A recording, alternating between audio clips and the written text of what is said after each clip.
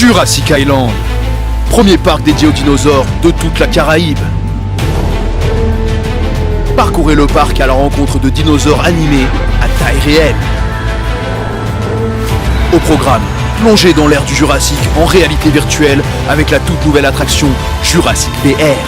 Infos et adresse sur le site www.jurassic-island.com. Venez vous fondre le temps d'un instant dans un autre monde. Guadeloupe, actualité. Philippe Vigy, ministre délégué chargé des Outre-mer, a terminé le bilan étape du SIOM après les autres régions Outre-mer avec une délégation de Guadeloupe ayant à sa tête les présidents Harry Chalus et Guy Losbar, respectivement président de la région Guadeloupe et président du conseil départemental. Ces réunions avec les élus avaient pour objectif, je vous rappelle, d'accélérer la mise en application des 72 mesures issues du SIOM, dont 10 sont déjà appliquées et que 15 sont en cours de finalisation. Lors de cette rencontre, rue Oudinot, les élus ont pu même aborder des dossiers spécifiques à la Guadeloupe, tels que la pêche, la santé ou encore la continuité territoriale.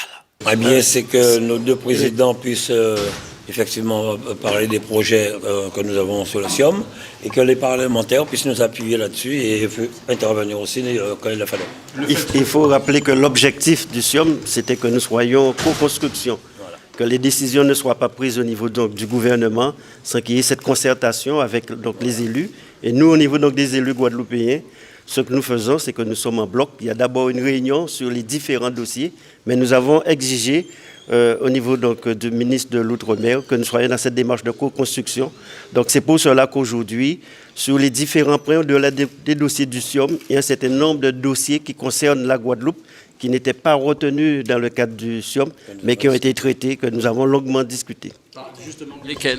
Il y a eu l'aéroport, le port, il y a eu les pêcheurs, il y a eu la santé, la santé, des dossiers effectivement très importants pour la Guadeloupe. La continuité territoriale, puisqu'on sait comment nous sommes un archipel, cette nécessité que le lien soit fait avec la Guadeloupe proprement dite, mais aussi avec l'Hexagone, puisque beaucoup de Guadeloupéens se plaignent aujourd'hui sur le coût des billets, et on sait comment c'est pénalisant pour les familles, mais aussi sur un plan du développement touristique. Sur la question de l'octroi de mer, le ministre s'est exprimé tout à l'heure. Quelle est votre position? Il parle de co-construction. C'est ce que nous avions dit dès que le président de la République nous avait reçus à l'Élysée, avec tous les parlementaires, qu'effectivement, il faudrait qu'on puisse travailler ensemble. Et effectivement, il est resté sur cette ligne et nous ne dérogerons pas à cela, car c'est nous qui connaissons les difficultés des communes de notre territoire. Donc aujourd'hui, il a été à l'écoute. Nous avons aussi des techniciens de la santé, des autres ministères avec qui nous avons contact.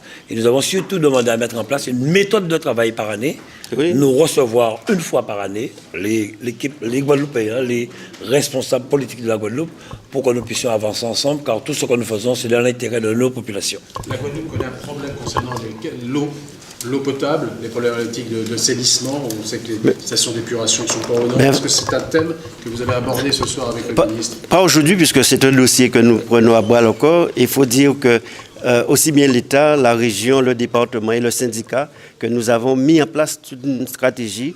On a présenté il n'y a pas très longtemps un plan d'investissement de 323 millions sur les 4 années.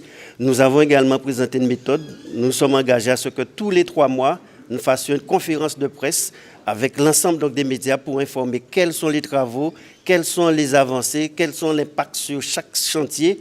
Et nous avons publié pour l'ensemble de la Guadeloupe sur aussi bien l'assainissement qu'en eau, la canalisation, les usines qui sont en réparation ou en construction.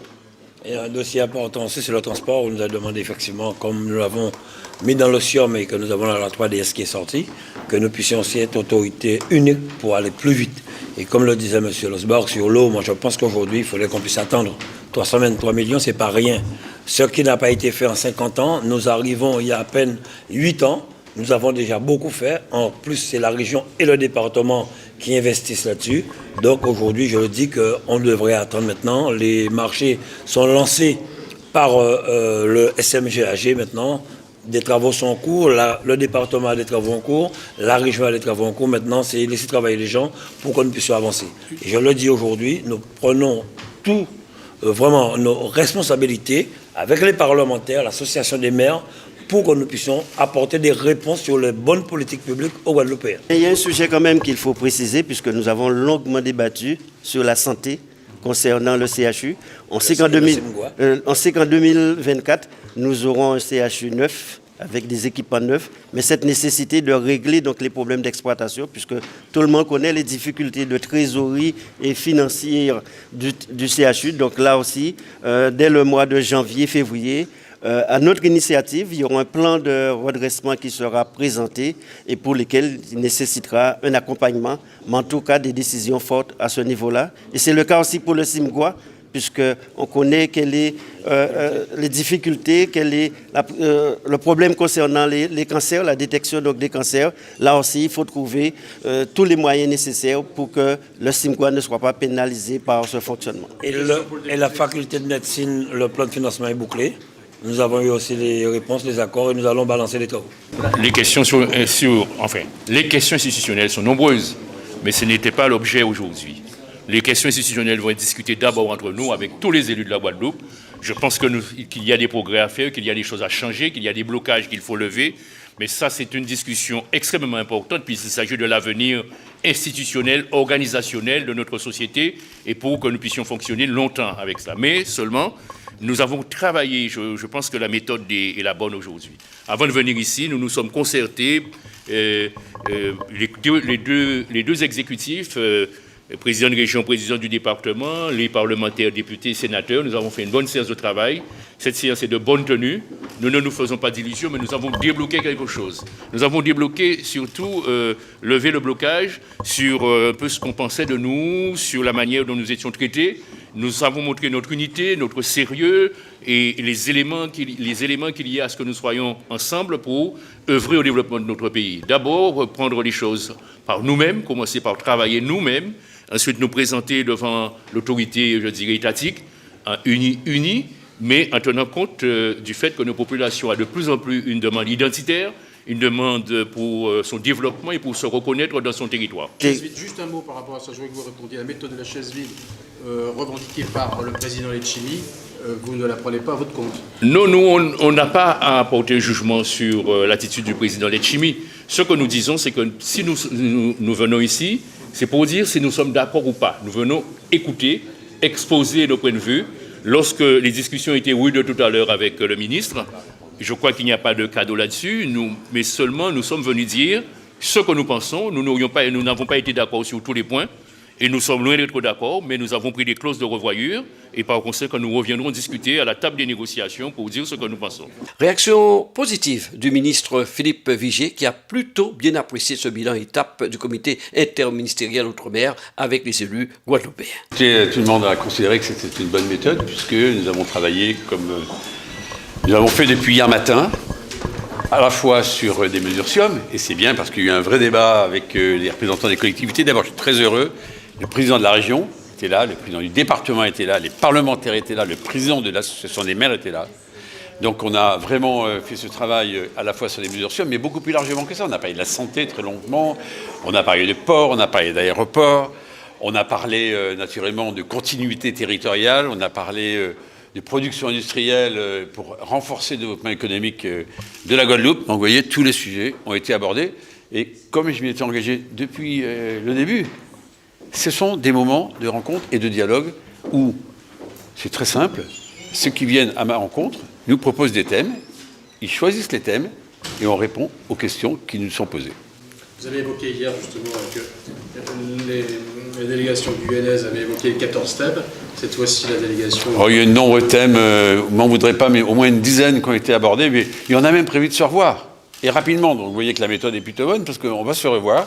Et c'est essentiel, parce que, par exemple, l'affaire de la santé, on a passé beaucoup de temps sur le CHU de la Guadeloupe, et c'est normal, parce que le CHU de la Guadeloupe, c'est quand même la structure de soins par excellence qui permet d'apporter ce service de proximité et de quotidien pour les Guadeloupéennes et les Guadeloupéens. Quels sont les dossiers prioritaires pour l'État, justement, à la Guadeloupe?